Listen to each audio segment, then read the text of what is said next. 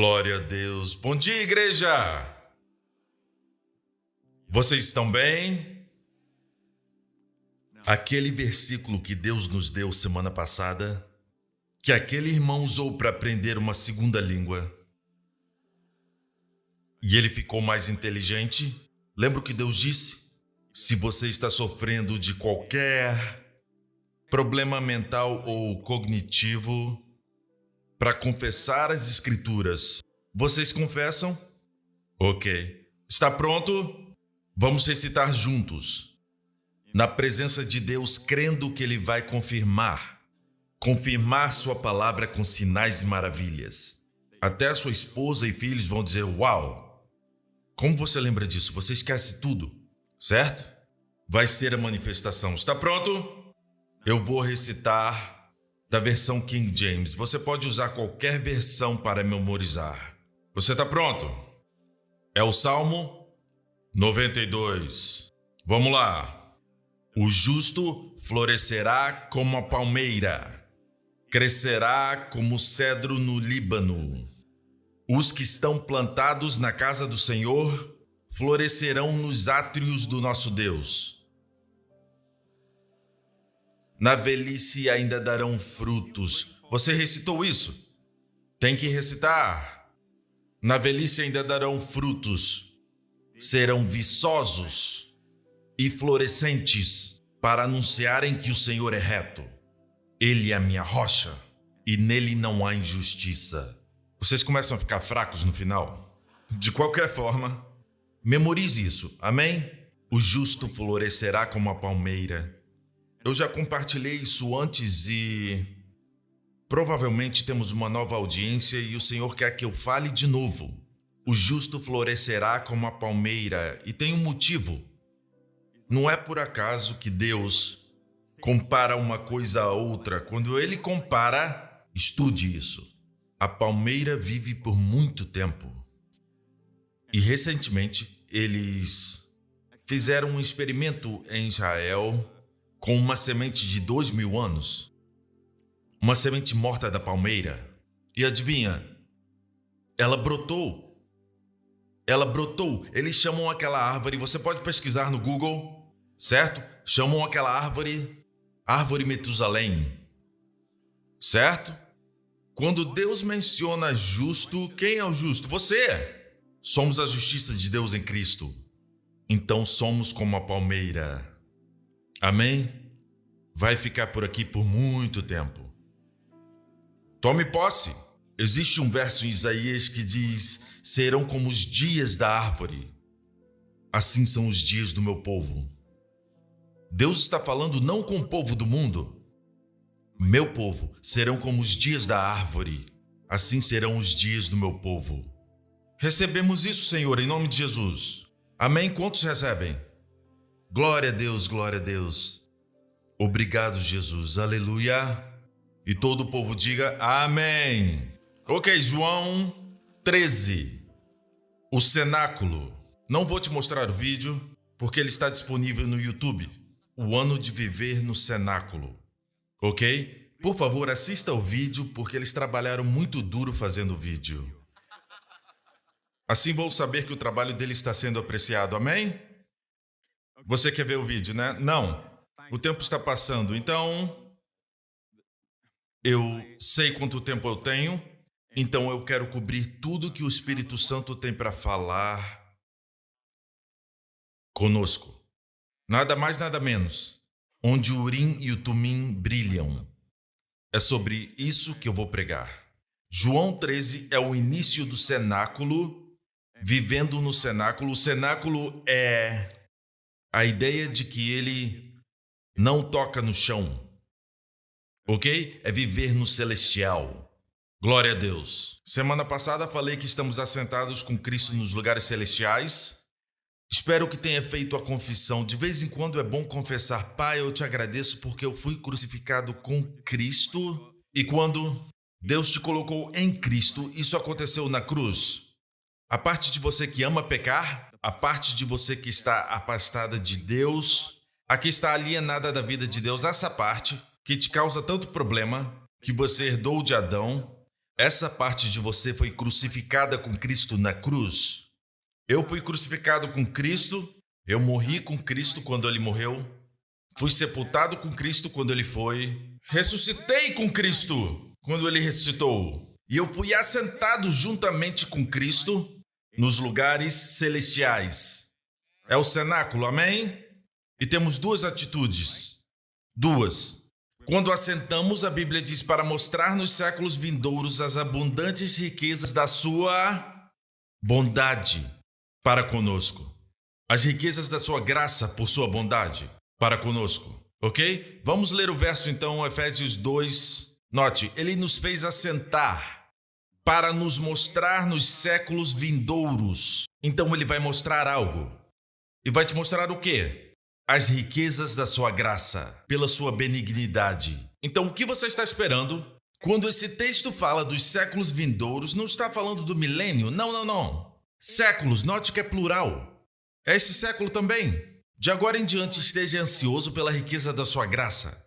E ela vai se mostrar diante de você.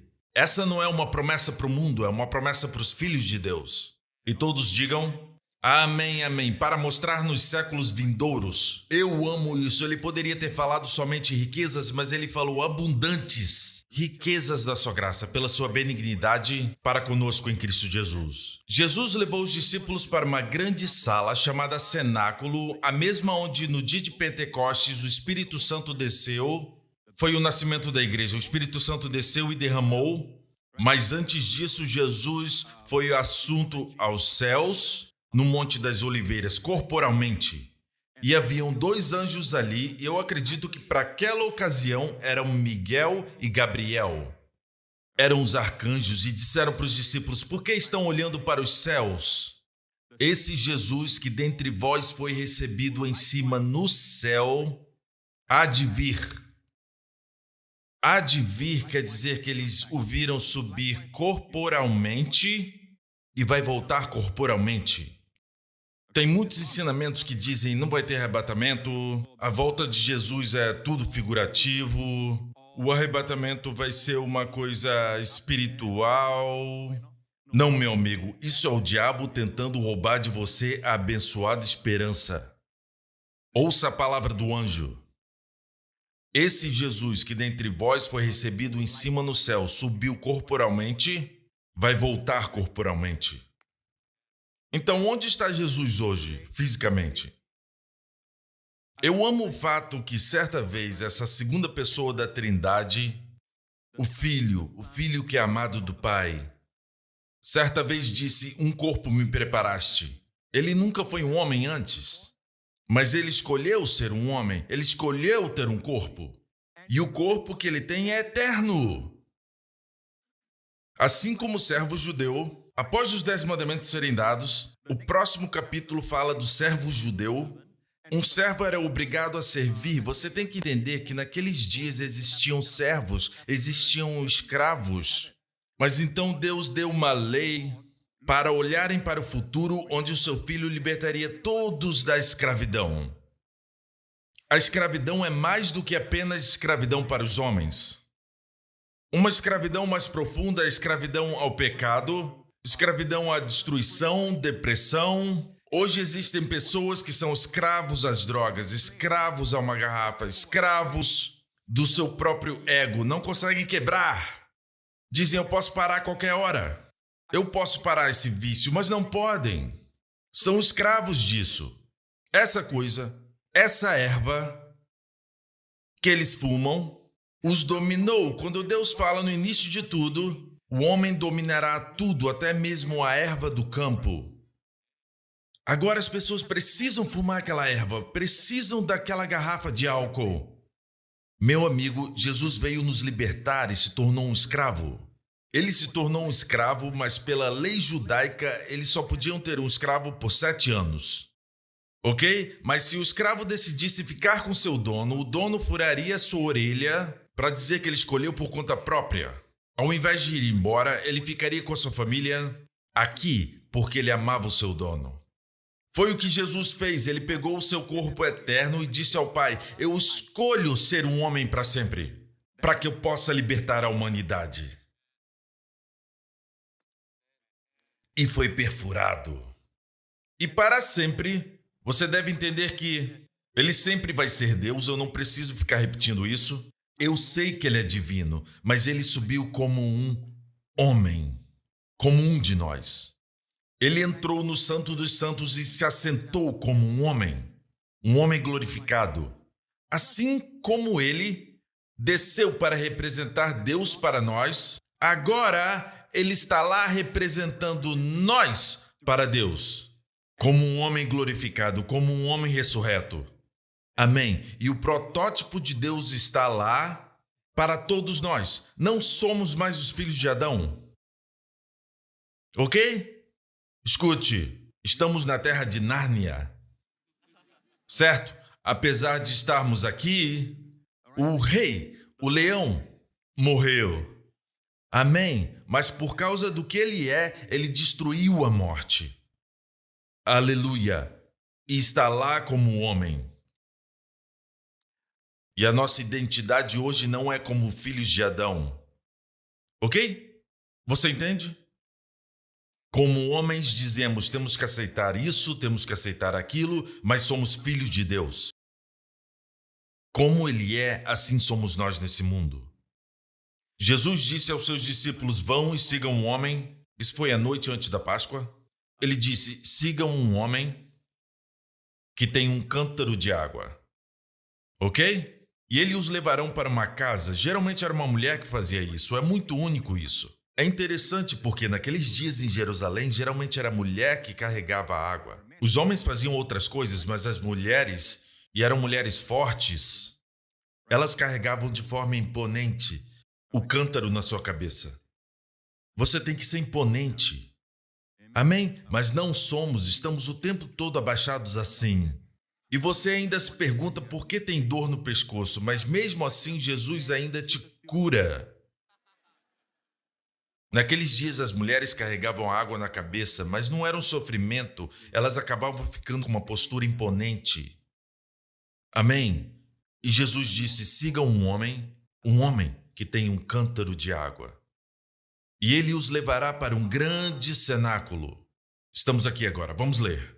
Ora, antes da festa da Páscoa, sabendo Jesus que já era chegada a sua hora de passar deste mundo para o Pai, como havia amado os seus que estavam no mundo, amou-os até o fim. Eu amo o jeito que essa cena se abre. Como havia amado os seus que estavam no mundo. Está falando de você? Ele te amou até o fim. Essa expressão até o fim, aistelos, se traduzirmos para o português, quer dizer ele os amou ao máximo. Ao máximo. E o cenáculo é um lugar de amor. O cenáculo é uma figura do céu, sim, mas no que diz respeito à terra, representa a igreja local. Ok? A igreja é o sonho de Deus. Entendeu? Sabia que foi revelado ao apóstolo Paulo? Paulo disse o seguinte, se é que tendes ouvido a dispensação da graça de Deus, que para convosco me foi dada. Isso foi escrito para os gentios, todos nós somos gentios, a não ser que tenha um judeu aqui.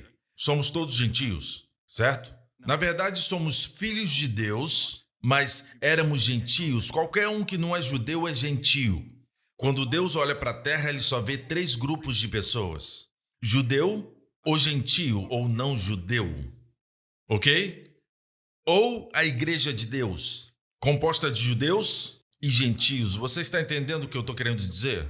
Mas nós começamos como gentios, fomos salvos como gentios e nos tornamos igreja de Deus. Então Paulo aqui diz, se é que tendes ouvido a dispensação da graça de Deus que para convosco me foi dada, pelo que quando ledes podeis perceber a minha compreensão do mistério de Cristo. Deus revelou o seu plano para Paulo. É isso que eu tenho dito. Paulo recebeu uma honra especial. Deus o escolheu para esse propósito. Ele chama o evangelho de meu evangelho. Então isso quer dizer que não devemos ler João, ou Pedro, ou Judas. Não. Devemos ler também. São escrituras maravilhosas para nós hoje, para a igreja. Amém. Mas você tem que lembrar que existe uma revelação especial dada ao apóstolo Paulo. Até mesmo Pedro diz que muitas coisas são difíceis de entender. Ele pensava, como eu estou sentado com Cristo se eu estou aqui agora? Amém? Isso é uma posição espiritual que é mais real do que o físico. O seu espiritual pode afetar o seu físico. Ok? Não esqueça, muitas pessoas estão tentando mudar o seu físico. É isso que o mundo tem tentado fazer hoje. Graças a Deus pelos médicos, pelos remédios, pela medicina, muitos não viveriam o suficiente para aprender sobre a fé. Ok? Mas nossa fonte é Deus. Deus pode usar os médicos, pode usar recursos secundários, Deus pode usar até mesmo os remédios, porque foi Deus que deu a ideia para a fórmula daquele remédio, a revelação daquele medicamento para uma pessoa, para resolver os problemas da humanidade, certo? Mas colocar sua confiança em medicamentos somente, sem ver Deus como a fonte, se Deus te leva a fazer isso, então tudo bem. Mas se você depende de remédios, se você está se automedicando, muitas pessoas estão fazendo isso, porque eles têm a internet agora, eles podem pesquisar aqui, pesquisar ali, mas acabam confusos. Amém? Não. Vá ao médico e descubra o que é certo para você tomar. Amém? Eu acredito em médicos, quero dizer isso. Mas estão confinados ao natural. Com Deus é além do natural. Deus age em um mundo espiritual e Deus é um espírito que criou o mundo natural. O natural você pode tocar. Tudo que pode tocar, sua cadeira, o seu rosto, foi criado por Deus, que é um espírito. Tudo que é palpável, que é natural, é temporal. Até esse corpo é temporal. Um dia teremos um corpo glorificado. Ainda é matéria. O corpo espiritual é matéria, mas dura para sempre. Que vitória sobre a morte! Eu estava falando com os pastores e eu disse que vitória sobre a morte! Até mesmo o Apocalipse diz que até mesmo os que morreram no mar, diz que o mar vai retornar os mortos quando Deus os convocar. Pense nisso, se você morre no mar, certo? Se os peixes chegarem, ou outros animais, e levam pedaços do corpo, se você pensar, uau, isso é horrível. A pessoa já era no estômago do peixe e pelo excremento. É horrível pensar isso. Fica tudo espalhado, se você jogar cinzas no mar, ficam espalhadas. Mas a vitória sobre a morte é tão grande, diz no livro de Apocalipse, que ele convocará todos os átomos daquele homem de volta ao seu corpo. A vitória é que Jesus conquistou a morte e ressuscitou no terceiro dia fisicamente. Amém? Ouvimos isso e ficamos felizes. Amém? Glória a Deus. Eu tenho vontade de falar como Jesus falou para os discípulos, bem-aventurados são seus olhos e bem-aventurados são seus ouvidos, porque muitos reis e pessoas importantes gostariam de ouvir o que você ouve e ver o que você vê, mas não podem. Você tem o Espírito Santo, só pode ser entendido pelo Espírito Santo. Os que estão no mundo natural seguem os seus sentidos, conhecimento guiado pelo sentido. Amém? Ok, então, Paulo teve uma revelação especial, se é que tendes ouvido a dispensação da graça de Deus que para convosco me foi dada. Pelo que quando ledes podeis perceber a minha compreensão do mistério de Cristo, o qual noutros séculos não foi manifestado aos filhos dos homens. Ele está falando do tempo de Elias e dos outros profetas. Nenhum deles sabia o que Deus revelou a Paulo.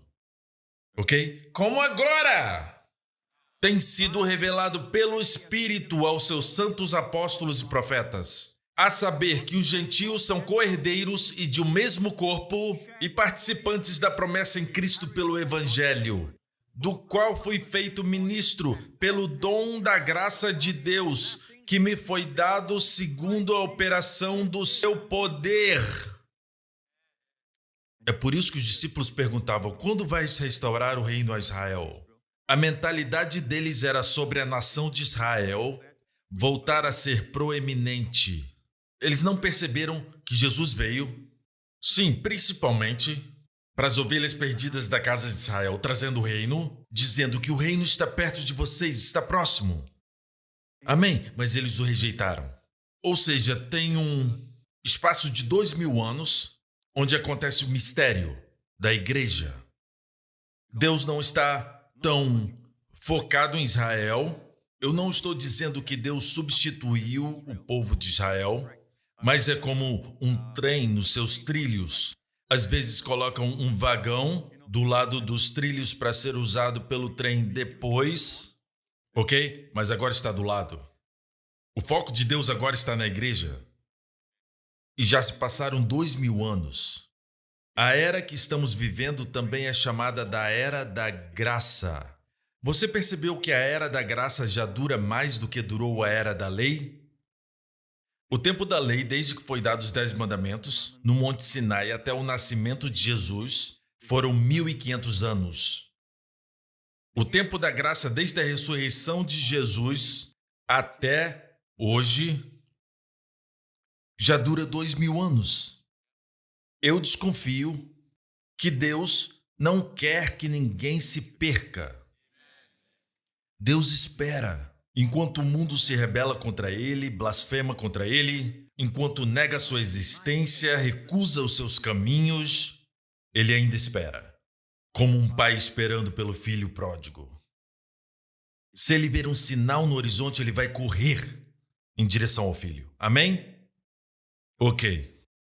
Do qual fui feito ministro pelo dom da graça de Deus, que me foi dado segundo a operação do seu poder.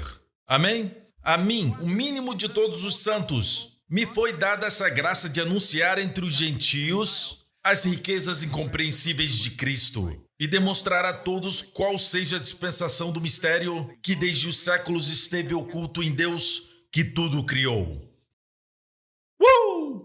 Você consegue digerir isso? Era um mistério. Que mistério é esse? A graça e a igreja.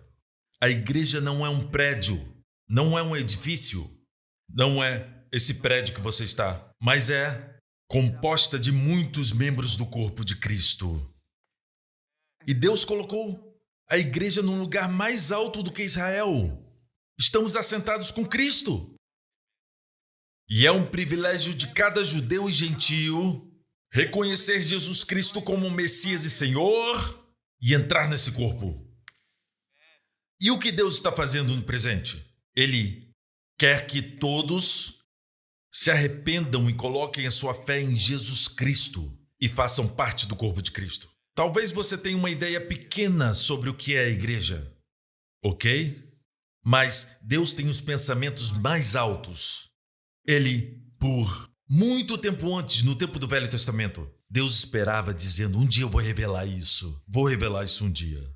Ele tinha um grande mistério que queria revelar. Eu vou revelar o mistério. E ele deu dicas aqui e ali no Antigo Testamento. Como, por exemplo, o capítulo mais longo de Gênesis, você sabe qual é? O maior capítulo é Gênesis 24, no livro de Gênesis. Por que Gênesis 24? Em Gênesis 22, temos Abraão oferecendo seu filho. É Jesus sendo oferecido pelo Pai. Deus mesmo ofereceu a oferta pelo pecado. Certo? Em Gênesis 24, Abraão disse para o seu servo, vá e encontre uma noiva para o meu filho. Amém. O servo não tinha nome porque era o Espírito Santo que chama atenção para o filho. E ele encontrou Rebeca. Um tipo da igreja está escondido ali. Mesmo sendo um mistério, estava escondido ali. Certo? Amém? E ela deve dizer sim. A oferta de se tornar a noiva de Isaque. E durante a longa jornada de volta para o pai Abraão, ela deixou sua casa, deixou tudo. Ela montou no camelo, mas houve também noites de luz de velas. A Bíblia diz que ela levou suas servas. Ok? E o servo também não estava sozinho, havia muita gente. Mas durante a noite ela perguntava, eu nunca vi a Isaque, você pode falar mais sobre ele? Ele é bonito. Ele é gentil. E acima de tudo, ele ama Deus. E essas noites eram assim. Tell me the story of Jesus. É onde estamos agora. Nós somos Rebeca. Amém. Deus enviou o Espírito Santo. E o Espírito Santo não chama atenção para si mesmo. Ele chama atenção para Jesus. Está aqui para revelar a glória de Jesus. O esplendor do Senhor. Amém. E nós somos a noiva. Ele está nos falando da beleza de Jesus. Nós o amamos não o tendo visto, assim como Rebeca não tendo visto Isaac se apaixonou por ele no caminho. E por que é o maior capítulo? Porque Deus ainda está se movendo, trazendo uma noiva para o seu filho. Você acabou de ouvir algo que vale a pena ir para o seminário. Você consegue ver o propósito de Deus? Então, tudo o que você fizer, a sua carreira, o seu ministério, seja o que fizer na sua vida, tudo isso representa um relacionamento amoroso. Deus nos chama para o círculo do amor. Antes do homem existir, o Pai amou o Filho amou o Pai, e o Espírito Santo estava lá, como o Espírito do amor. Amém? Então, Deus decidiu criar o homem. Isso é uma figura da criação do homem, uma figura do marido e mulher, homem e mulher, e é uma figura também no livro de Efésios de Jesus e a noiva. Quando Deus criou Adão e Eva, ele tinha em mente Jesus e sua noiva, a sua noiva composta dos membros do corpo de Cristo. Amém. Mas, pastor, o senhor quer dizer que o amor de Jesus é como o amor do marido pela esposa? Não. O amor do marido pela esposa é como o amor de Jesus por nós. Ele é o primeiro motivo. Sabe por que Deus te tornou um pai? Você diz, obrigado, Pai, Pai Celestial, até você ter um filho. Aí você percebe que ama a criança, mesmo depois de sujar a fralda. E você tem que limpar e a mulher diz, eu faço toda hora, é sua vez agora. Já aconteceu com você? E enquanto você está limpando, e essa criança está olhando para você com um sorriso de anjo, e você pensa, você acabou de se sujar e eu estou aqui fazendo todo esse sacrifício, mas eu te amo. Eu não vou te jogar fora porque você está sujo. E você olha para a criança e de repente você deseja que seu filho entre num mundo limpo, santo, puro, amável, não crescendo muito rápido, não sofrer depressão, não querer sair. Você quer que ele cresça forte, em sabedoria, em estatura, em favor com Deus e os homens. Isso é o coração de um pai. Espera! Por que Deus deu a paternidade? Ele está te preparando para saber que é isso que significa eu amar você. E ainda, o amor de um pai é apenas o pequeno indício desse amor. Não é 1000 vezes, não é 100.000 vezes, não é 1 milhão. O seu amor não chega nem perto do amor de Deus. Amém?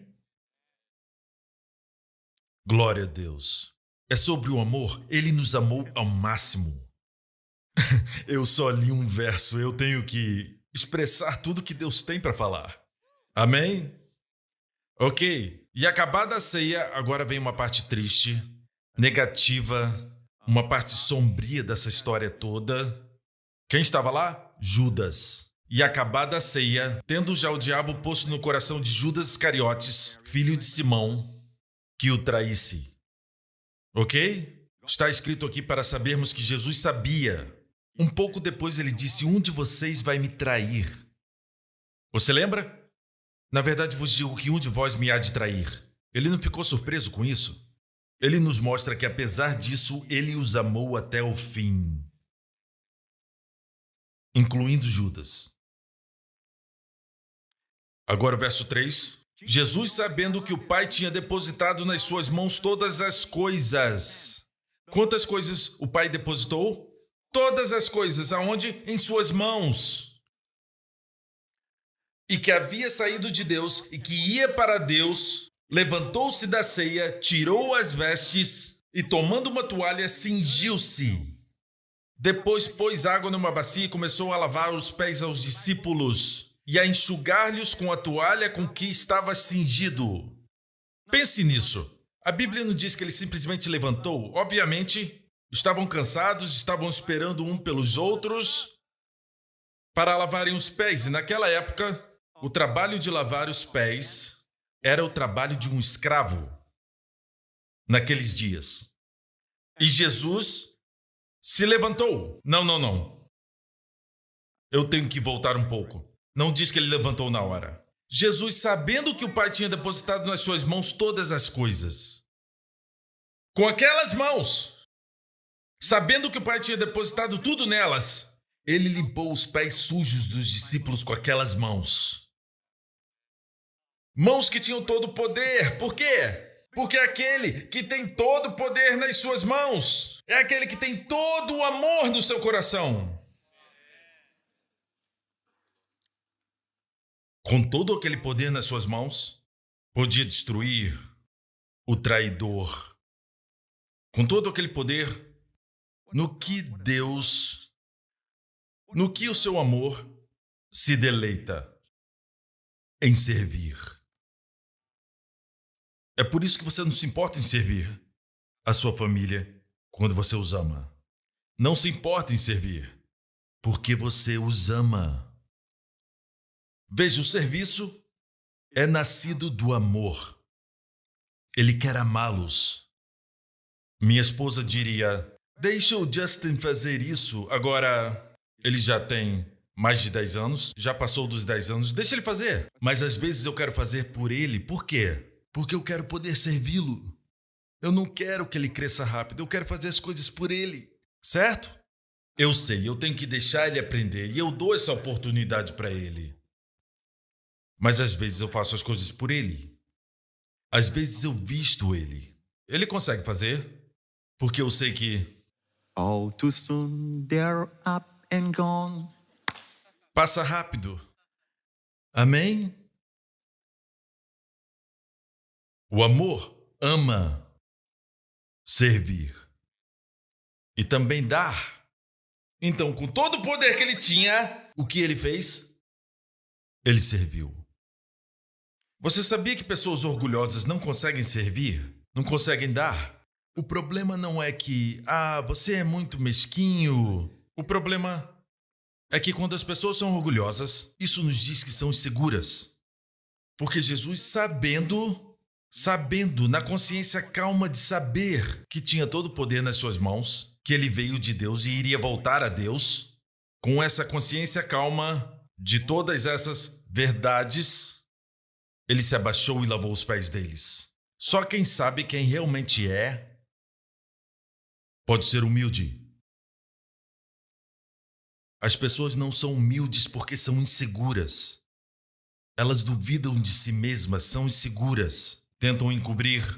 Deixa pra lá, pastor, não continue. Não continue falando sobre isso. Eu não gosto desse assunto. Ok, vou continuar. Vamos lá. Levantou-se da ceia e tirou as vestes. Tomou uma toalha e cingiu-se. E os discípulos estavam pensando, quem vai fazer esse trabalho? Não tem escravo aqui? Devem ter falado, João, é a sua vez. Ou será que é a vez de Pedro? E Pedro disse, não, eu estou sentado do lado de Jesus. João disse, não, eu estou deitado no peito de Jesus. Certo? E Judas disse, eu estou ocupado contando dinheiro. Ok, então... E Tomé disse, eu duvido que seja a minha vez. E... Amém? E de repente, com aquela declaração, Jesus sabendo, ele se levantou e tomou uma bacia e começou a lavar os pés aos discípulos. Aproximou-se de Simão Pedro, que lhe disse, Senhor, tu lavas-me os pés a mim? Respondeu Jesus e disse-lhe, o que eu faço não o sabes tu agora, mas tu o saberás depois. Se pensarmos como muitas vezes é ensinado, que o que Jesus fez foi apenas para nos mostrar um exemplo de humildade, este sendo o último ato no cenáculo, foi o último ato antes de Jesus ir para a cruz. E há algo simbólico nesse ato. Se pensarmos que só foi, como geralmente é ensinado, que foi uma lição em humildade, estamos tristemente enganados. Porque quando Pedro disse, Senhor, tu vais lavar os meus pés? E ele disse, o que eu faço agora, você não sabe. O que eu faço, não o sabes tu. Agora, você acha que por um momento Pedro pensou que o Senhor estava sendo humilde? Você acha que todos acharam que Jesus estava sendo humilde? Era uma lição de humildade. Não, era muito óbvio. Não demorou 1 hora para entenderem que ele estava nos mostrando humildade. E ainda assim o Senhor disse: o que eu faço, vocês não entendem agora, mas vão entender depois. Mas tu saberás depois. Eu estou lendo da versão King James. Ela fala desse jeito: saberás depois. Significa que o ato foi simbólico. Porque se fosse uma lição de humildade, eles entenderiam naquela hora, naquele momento, certo? Mas diz: vocês não entendem o que eu faço agora, mas saberão depois. Depois foi quando o Espírito Santo veio e habitará em vocês, e aí entenderão o que eu estou fazendo. Você me entende? Agora, Pedro era assim, o cara que diz as coisas que você quer dizer, mas tem vergonha. Você é muito inteligente para falar, então manda Pedro falar. Você entende? Você quer fazer uma pergunta e pede para o seu colega fazer. Por que você não levanta a mão e pergunta? Eu não quero parecer burro e essa pergunta é meio burra. Então você manda outra pessoa perguntar. Pedro era esse tipo de pessoa. Ele é um exemplo da nossa carne, mas o seu afeto era real. Ele amava ao Senhor. Ele representa a nossa carne, como a carne tenta amar o Senhor. Ele falou assim: tu lavas-me os pés a mim? Jesus não tinha falado que eles iam entender depois? Olha o que Pedro falou para Jesus: nunca me lavarás os pés. Nunca me lavarás os pés. Ele não podia entender. Ele amava Jesus de verdade. O amor era real, o amor existia. Certo? Mas era carne. Muitos de nós, eu não sei você, mas eu com certeza, quando o Senhor pede para eu fazer algo, eu quero mostrar meu amor. Quero mostrar o meu amor fazendo tudo o que Ele me pede para fazer. Mas quando Ele diz: se assente, eu quero te abençoar, quero te dar isso, quero te abençoar com isso, quero te dar aquilo, quero te abençoar com aquilo, eu me sinto mal. Não, Senhor, não faça isso. Não precisa fazer isso. Mas para quem que você está falando não? Sabe o que machuca o amor? É quando você quer dar e a pessoa não aceita. Nós não entendemos tudo porque não somos perfeitos no amor. Não estamos repletos de amor. Não precisa me dar nada, eu não vou aceitar. Não estamos cheios de amor. Mas você sabe o que machuca o amor perfeito? Algumas mães entendem. Sabe o que fere o amor? Quando aquele que você ama rejeita o seu presente. Então, às vezes, você deve permitir o seu cônjuge, quando quer fazer algo por você: eu sei. Deixa ele fazer. Ele quer compartilhar algo e você fala: eu já sei. Deixe ele compartilhar a ideia, isso vai dar prazer para ele. Ou a esposa quer fazer algo, certo? E o marido fala: não precisa. Mas se isso satisfaz ela, deixa ela fazer. Eu vou fazer uma coisa que eu acho que você vai amar para o seu aniversário. Não precisa fazer nada. Não. Deixa. Aprenda a receber amor. Às vezes, dentro de nós, rejeitamos o amor. Isso é a carne. É a carne. Eu era assim antes. Ok? A igreja queria me abençoar e eu dizia não. Certo? Sim. Eu não estou pensando o que você está pensando. O que o Senhor falou comigo, eu devo obedecer. Certo? Mas se eu ficar: não. Isso é a carne. Número 2. Respondeu-lhe Jesus: se eu te não lavar, não tens parte comigo. Agora olha a carne. Disse-lhe Pedro: Senhor, não só os meus pés, mas também as mãos e a cabeça. Senhor, lava logo meu corpo todo. Pode lavar. Viu o extremo? Primeiro ele falou: não lava, não pode. Não lava, Senhor. Sabe?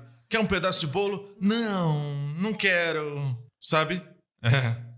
Como alguém que eu conheço nos Estados Unidos, uma das primeiras vezes que eu fui, eles ofereceram um pedaço de bolo e eles não conhecem nossa tradição. Temos que rejeitar 4 ou 5 vezes. Aqui, quando alguém te dá um pedaço de bolo, a nossa mentalidade chinesa não deixa a gente falar obrigado, certo? Os americanos fazem assim. A gente é assim, não, não. O primeiro não. E a gente fica contando na cabeça os nãos. Foi o primeiro não, vamos lá. Esse bolo parece estar ótimo.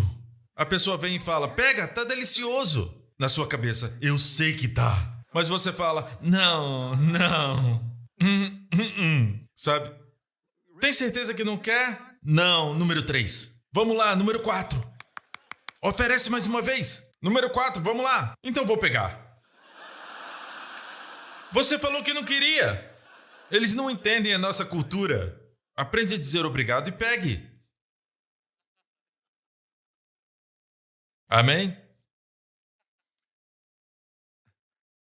Então, Jesus disse, se eu não te lavar, não tens parte comigo. Ele fala, não, não, não. Ele vai para o extremo. Não somente meus pés, minhas mãos, minha cabeça. Deixa eu dizer algo. Observe o que Jesus disse sobre lavar. Eu vou parar um pouco e dizer que Jesus, em todos os versículos que lemos, nos dizem o que aconteceu antes disso. Sabendo que a sua hora havia chegado, que ele deixaria esse mundo para ir para o Pai, sabendo que o Pai colocou tudo em suas mãos e que ele veio de Deus e voltaria para ele, ele se levantou da ceia, certo? Significa o quê? No que diz respeito ao que aconteceu na cruz, tudo ficou para trás. Significa que ele levantou da ceia, que quer dizer sua morte. Ele se levantou e ele está nos mostrando no cenáculo terceiro céu o que ele está fazendo agora mesmo por nós à destra do Pai. Se lembra do que ele disse certa vez? O Filho do Homem não veio para ser servido, mas para servir. E ele mesmo disse, aqueles servos que forem fiéis, quando eu voltar, eu vou sentá-los à mesa, eu vou me cingir e servi-los. Ou seja, ele ainda permanece um servo. Marcos é o evangelho do servo, escrito por um servo que falhou, sobre o servo que nunca falha. Jesus quer ser seu servo. Eu sei que ele é Senhor. Ele é meu Senhor. Aleluia. Mas ele quer servi-lo. Só porque você sabe que ele ressuscitou dos mortos e agora ele está no seu incrível corpo glorificado e ele está nos céus, eu acho que eu não sou capaz de entender que ele vai cuidar de mim assim. É por isso que começa dizendo, ele os amou até o fim. Significa que no céu ele ainda te ama. E do que se trata esse ato? Ainda bem que esse ato não foi feito fora do cenáculo, foi feito depois que ele disse, eu vou voltar para o Pai. Amém? É isso que ele está fazendo à destra do Pai. Sabe o que ele faz como sumo sacerdote? À destra do Pai ele é o sumo sacerdote. Sabe o que ele faz?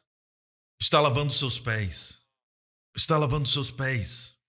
Você já recebeu essa lavagem? A Bíblia está fechada na sua casa? Você tem um daqueles fones de ouvido sem fio para escutar aos sermões?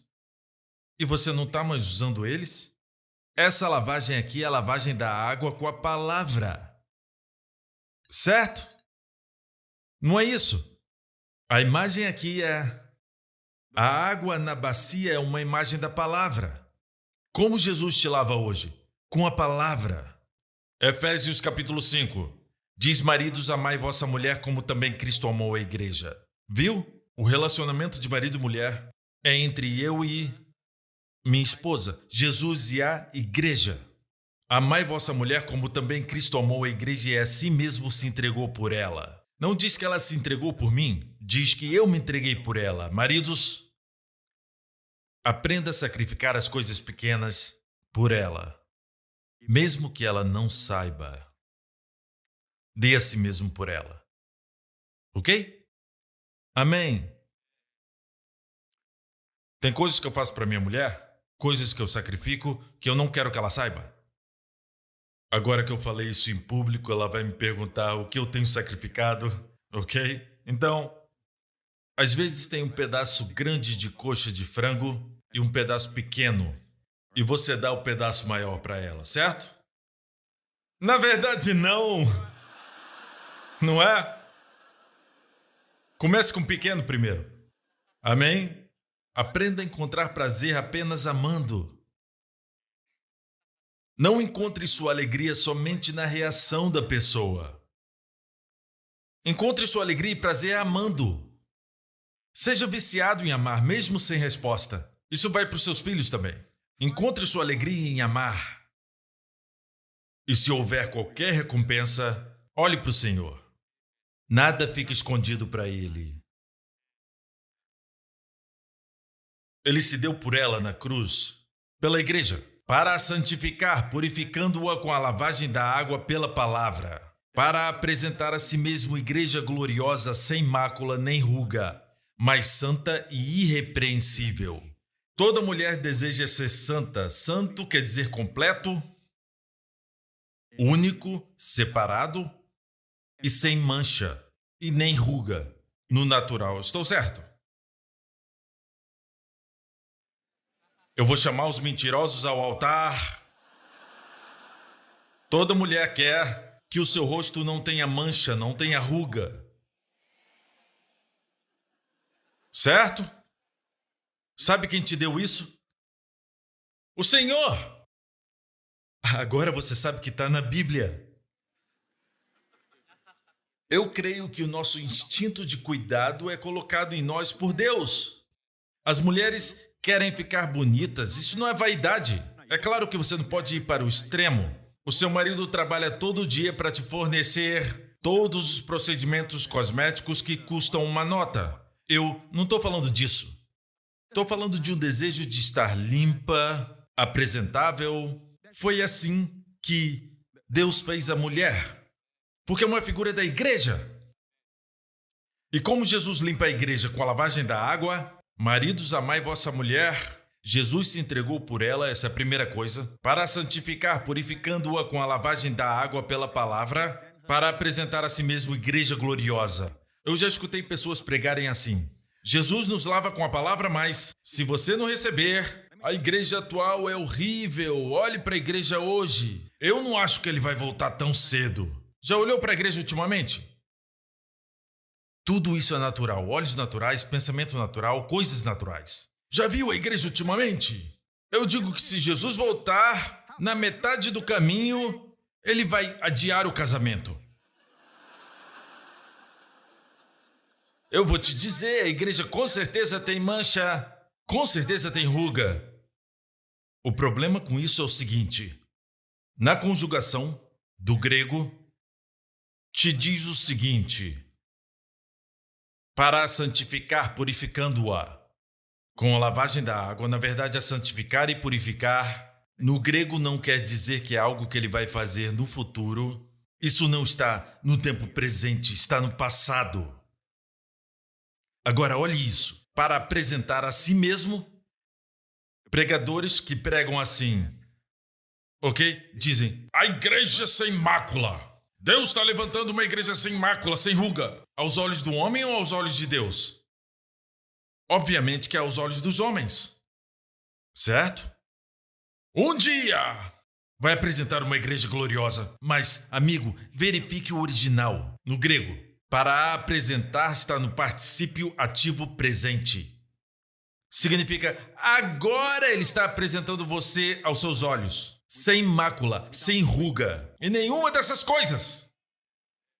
Ele te vê linda agora. Mas pastor, eu tenho um monte de mancha. Ele não vê suas manchas, manchado. Quer dizer, filho de Deus.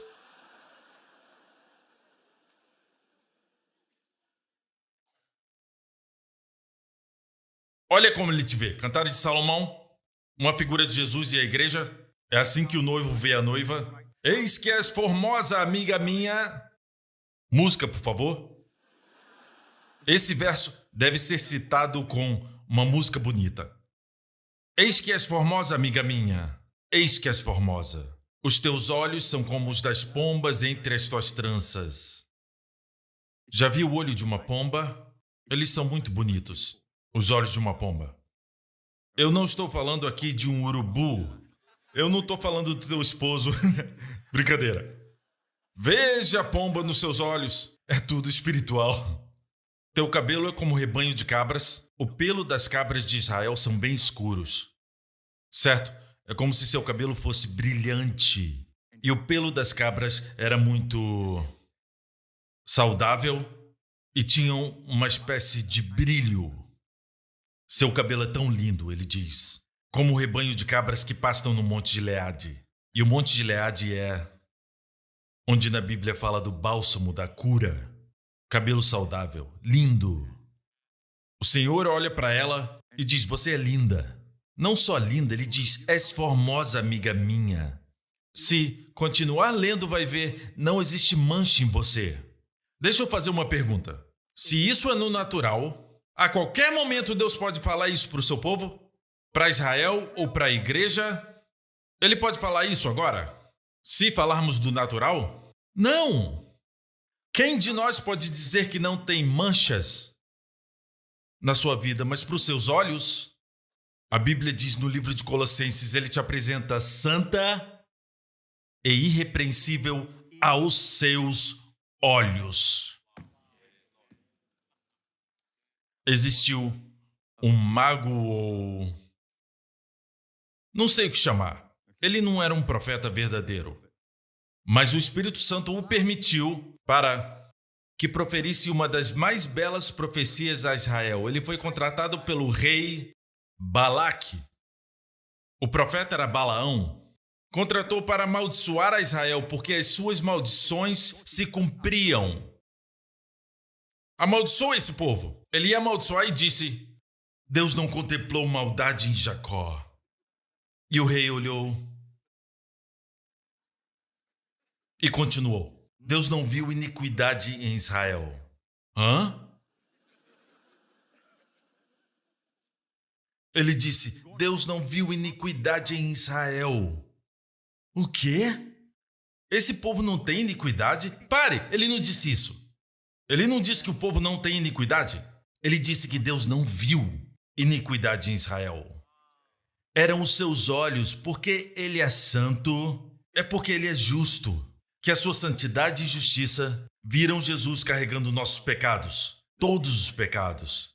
E foi aí que Deus julgou e puniu o seu filho, derramou sua ira e condenação sobre o seu filho. Cada um dos pecados que ele carregou, incluindo os nossos pecados, amém? Foi aí que Deus viu os nossos pecados, mas no corpo do seu filho na cruz. Então hoje Deus vê você sem pecado. Primeiro escute, eu não disse que não tem pecado em nós. Eu disse que aos seus olhos não tem pecado em nós. Quando ele olha para nós, não tem pecado. Pôde acontecer com Israel naquela época, com sangue de animais, quanto mais conosco. Imagina enfrentar a vida sabendo que você é a justiça de Deus em Cristo, mesmo que falhar. Qual é a acusação número 1? Ei, você falou uma coisa errada. Ei, você perdeu a paciência. Você fez isso, fez aquilo. No final do dia vai estar acabado, se estiver consciente das suas falhas. Mas se continuar agradecendo a Deus e lembrar, eu sou justiça de Deus em Cristo, vai te levantar cada vez mais. Mas lembre-se que a justiça não vem de você, ela vem de Cristo. Amém? Sabe, eu não estou com vontade de parar, mas vou ter que acabar daqui a pouco. Vamos continuar? Em João 13, e respondeu-lhe Jesus, se eu te não lavar, não tens parte comigo. Muitos pensam que se não deixarmos Jesus nos lavar hoje... De novo, como Jesus nos lava? Muitas pessoas não aproveitam desse privilégio. Você sabe o que eu faço antes de ler a Bíblia?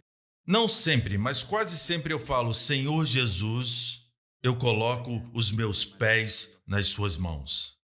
É preciso humildade. Geralmente a gente fala, não, Ele é o Senhor. Certo? Mas Ele quer isso, lavar os meus pés. Agora, veja, isso Ele não disse que essa é uma lavagem da salvação. Porque Ele não disse para Pedro, tu não tens parte em mim. Não, ele disse, não tens parte comigo. Os discípulos já estavam nele. Ele diz, não tens parte comigo. Se você quer ter um relacionamento de sucesso, você tem que estar com a pessoa, tendo comunhão juntos. Amém? Juntamente com a pessoa. Certo? Então, você não pode estar comigo se você já está em mim. Se ele dissesse em mim, isso quer dizer que essa lavagem era para a salvação. Não, o que ele faz agora é para os crentes. E mais para frente ele explica. Pedro diz, não só os meus pés, mas também as mãos e a cabeça. Jesus diz, aquele que está lavado não necessita de lavar senão os pés, pois no mais está todo limpo. Vós estáis limpos, mas não todos, porque bem sabia ele quem o havia de trair. Essa última parte não é para nós, foi para Judas. Aquele que está lavado não necessita de lavar senão os pés. Aquele que está lavado, isso é salvação. Só tem um banho. E esse banho não precisa ser repetido. Quando você vem a Jesus e nasce de novo, ele te limpa. Esse é o banho. A lavagem da regeneração, que não precisa ser repetida. Você está completamente limpo. Vou te dizer algo. Certas traduções dizem assim, aquele que é lavado só precisa lavar os seus pés, é uma versão antiga, mas as palavras são diferentes no grego. Aquele que é luo só precisa nipto, seus pés. Luo é o banho completo. Isso é a salvação, que não precisa mais ser repetido. Mas a analogia aqui, até mesmo os soldados romanos, quando se lavavam em Israel, se lavavam por completo, tinham que andar do lado de fora e os seus pés ficavam sujos. Tinham que tomar banho de novo? Não. Eles pegavam água e lavavam os pés. Isso é uma figura. E note, uma vez que se lavou, está completamente limpo. Você já falou, eu estou completamente limpo. Jesus disse, vocês estão completamente limpos. Aquele que está lavado está todo limpo. E ele só teve que lavar o quê? Nipto quer dizer lavar as mãos e os pés, as partes menores, e o rosto também. Você só tem que lavar os seus pés. Conforme você anda pela sua vida, a monotonia da vida diária, os deveres da vida doméstica, as responsabilidades da vida empresarial. Você está lá no mundo e as coisas que você vê na mídia é como se fossem poeira acumulada. Poeira acumulada. E se muita poeira acumular, pode virar um pecado. E poeira é a comida do diabo. Deus disse ao diabo no jardim, comerás pó todos os dias da tua vida. Então, a maneira de se lavar a poeira é pela lavagem com a água da palavra. Os seus pés representam a sua caminhada diária, enquanto espera por Jesus, amém? Sua caminhada diária é lavada com a água da palavra. Isso não é lindo? No Antigo Testamento, eles tinham uma pia. Vejam a ilustração. Eles tinham uma pia para lavar as suas mãos. Ninguém realmente sabe como era, mas era feita de cobre. Os sacerdotes tinham que se limpar, senão morreriam. O verso diz que Deus disse, farás também uma pia de cobre com a sua base de cobre para lavar. Arão, o sumo sacerdote, uma figura de Jesus e os seus filhos, nós. Nela lavarão as suas mãos e os seus pés. Mais para frente, lavarão, pois, as mãos e os pés para que não morram. E lhes serás por estatuto perpétuo a ele e a sua semente nas suas gerações. Isso tudo são figuras. A propósito, eu acabei de mencionar o Antigo Testamento, ok? Só queria que soubessem. Ele só prega Paulo. Não, é todo conselho, irmão. Então aqui, lavarão as mãos e os pés para que não morram. Eu acho, pessoalmente, porque Deus falou para que não morram. Eu creio que essa lavagem, se você estiver ouvindo através das redes sociais, me ouvindo ou qualquer outra pessoa que está pregando o Evangelho, tem que ser centrado em Cristo, com base na Escritura. Ou, se estiver estudando sozinho, certifique-se de aproveitar dessa lavagem. Não só espiritualmente, vai te manter em sintonia com Cristo, fluindo, caminhando no Espírito e tendo parte com Ele, mas eu creio que para que não morram quer dizer que vai te dar vida. Isso está escrito em Provérbios 4:22. As palavras de Deus são vida para os que as acham e saúde para todo o seu corpo. Quanto mais tempo gastar na Bíblia, e não é somente abrir de forma legalista e sem orar antes, mas sabendo que Jesus está pronto para tomar a bacia, a Bíblia, a palavra e falar o que você precisa. Então vai falar o que diz em João 15, versículo 3. Ele diz, no cenáculo ele disse isso, vocês já estão limpos pela palavra que vos tenho falado. Amém? Então, não diz, maridos, amem suas esposas como Cristo amou a igreja? Não estou certo? Vamos terminar com esse versículo. Para apresentar a si mesmo igreja gloriosa. Note, apresentar a si mesmo. Não é para apresentar a igreja para alguém, para um pastor ou pregador, arcebispo, seja o que for. É para Jesus apresentar a igreja a si mesmo. E a sua prerrogativa dizer, eu apresento para mim mesmo uma igreja gloriosa. Participe o presente ativo. É como ele te vê agora. Ele te vê como? Como uma igreja gloriosa e sem mácula, nem ruga. Ruga é o quê? É na pele. Eu sei que é espiritual, mas não vamos manter só no espiritual. Talvez essa lavagem vai te manter jovem. Nem ruga, nem coisa semelhante. E doença, nem coisa semelhante. E depressão, nem coisa semelhante. Mas santa e irrepreensível. Se tem uma mulher assim, uau! Amém?